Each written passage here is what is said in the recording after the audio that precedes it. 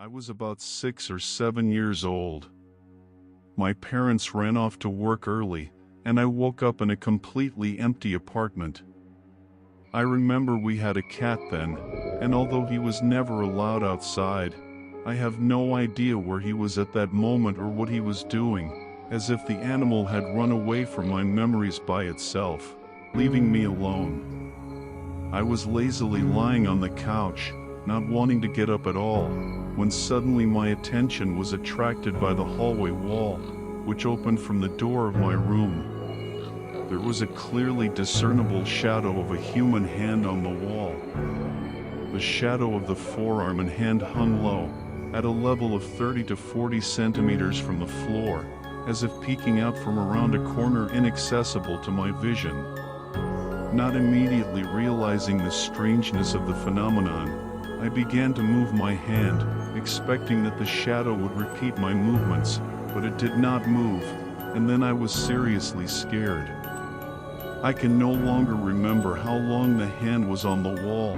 It froze and then came to life, depicting gestures I didn't understand. I just huddled into the sofa, pulling the sheet over myself, afraid to look at it or look away from the shadow.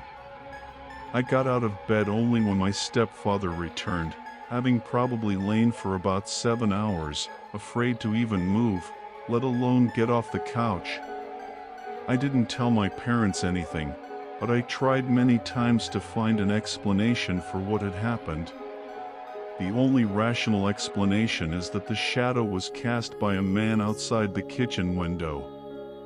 But we lived on the 3rd floor, and for all the years we lived in that house, in the flesh before graduation, I have never seen workers climbing walls, and this would probably be the only way for a person to be outside the window opening.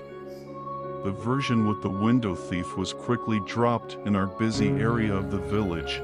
The windows overlooked a very popular grocery store, where the police often had to calm down local drunks in a bus stop.